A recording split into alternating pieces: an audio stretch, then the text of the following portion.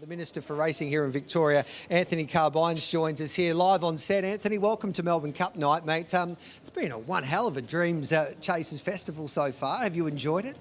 I have, Gareth, but I think I'm back to the drawing board after the last, but That's okay. Got a few more races to come and keen to see how Big Energy's going to go in the big one. Yeah, I think he's going to be awfully hard to beat, and it'd be great to see Jackie and Pellegrino have nearly won everything else in Greyhound racing, win their first Melbourne Cup. Yeah, and wonderful ambassadors for the game.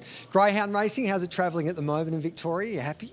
It's flying in Victoria. Greyhound racing is just well out of the blocks. We've seen something like it's providing 4,500 jobs across the state, generating some $650 million in economic activity across Victoria. It's absolutely flying, Greyhound racing, and it's a credit to Peter Duncan and the team at Greyhound Racing Victoria, but to our participants, to our trainers, to our owners, and really to everyone who gets along to punt and get along to our Greyhound tracks. Well done to all of you, because you're making a huge contribution to Victoria. Must be fantastic, Anthony, to come off a really successful spring racing carnival and then get into the Dream Chasers carnival, where we see a great crowd culminating in the last of our big races, the Phoenix at the Meadows, worth $1 million. Can you believe the prize money on offer in Greyhound racing? It really does pull it together. The Dream Chasers concept has also allowed us, through our Major Racing Events Fund, $200,000 that we've been able to commit to the fund, and that means more eyeballs through racing.com to be able to see what Greyhound racing has to offer is fantastic. And I know there are so many tonight that are watching that have got that opportunity through the Major Racing Events Fund. And it is major racing events. That's what Greyhound racing brings.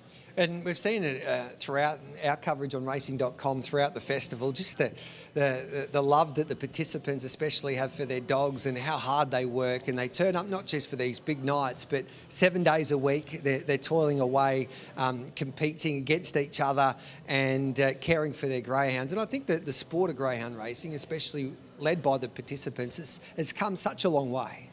It's been hugely successful, and to pull it together with the Dream Chasers concept, the whole competition has just brought the best of Greyhound racing and its people all together. And I think it's really got a focus. It's really become a major event, and we're living it at the moment, Georgie. I think it's been fantastic. And Anthony, the other good thing about greyhounds is they're the most amazing pets, and I don't think anyone can drive in the streets of Melbourne without seeing greyhounds all over the place. They're great sofa animals. You see them out in the street, have their walk. I mean, you would see it in your area, obviously.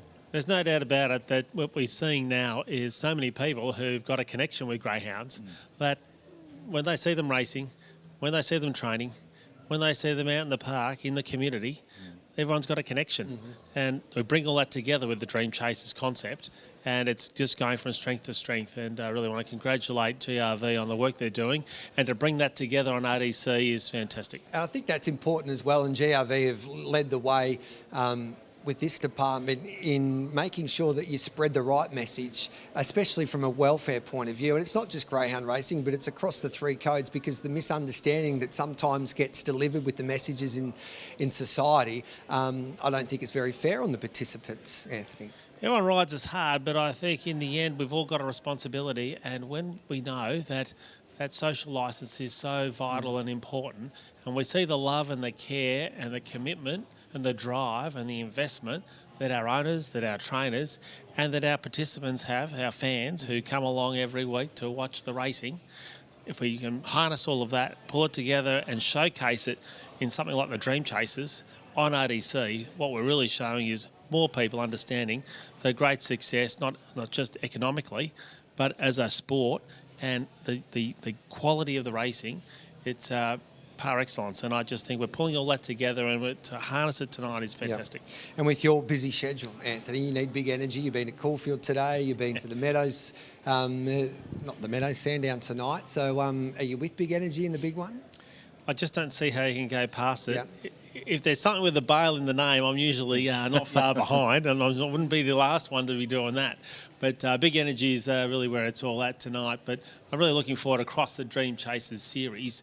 A lot of really high-class high-class greyhounds are really putting their hand up, and I'm really looking to see where things go next, and can't wait to get back to the Meadows too. Well, Minister, I know you're about to go and have some dinner upstairs. We appreciate you dropping in and saying g'day to us, and enjoy the rest of your night. Not all, Gareth. Good luck for the calling tonight, and really appreciate being part of tonight's great success and the Dream Chaser series. Thank you, Anthony. Anthony Carbines, the Racing Minister here in Victoria.